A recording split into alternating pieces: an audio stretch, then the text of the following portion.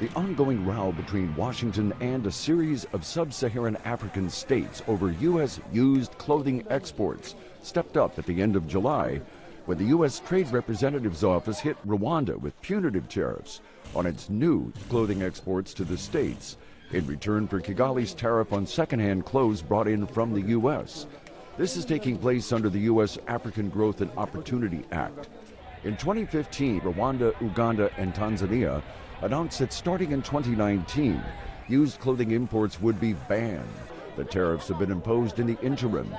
A U.S. secondhand clothing trade group, the Secondary Materials and Recycled Textiles Association, says these moves imposed to protect SSA's own textile industries allegedly hurt impoverished Africans.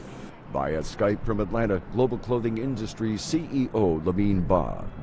I don't just want them not to just ban used clothing. The new strategy they are doing now, they're trying to increase the tariff.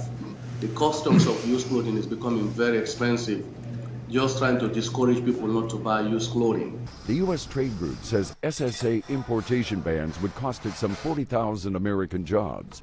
The U.S. Agency for International Development says used clothing in 2016 provided 22,000 jobs in Rwanda.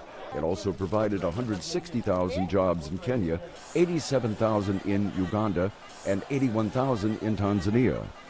But while thousands in SSA are making a living selling used clothing, as are tailors and seamstresses who alter them to fit their new owners, it has also impacted the development and growth of African countries' own textile industries.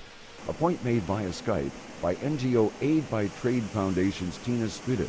And we definitely see that textile industry has been going down, and there's hardly any textile industry in some of the countries that had a prosperous one, or at least they had an industry in textiles and garments in the 80s. The tariffs and attempts to ban imports to protect domestic textile activity has opened the market to another threat, as discussed via Skype by NGO Overseas Development Institute analyst Linda Calabrese. If you phase out secondhand clothing, if you increase the price of secondhand clothing, what happens is that these will become more and more expensive to import. And then this will make, in comparison, imports from other countries more competitive. Now, who are the big producers today? It's Bangladesh, of course, and China as well. The U.S. disagreement with some SSA countries over used clothing is seen by many as part of Washington's overall effort to conduct trade on terms more in its favor. But critics say picking trade fights with developing nations doesn't help them grow. Jeffrey Young, VOA News, Washington.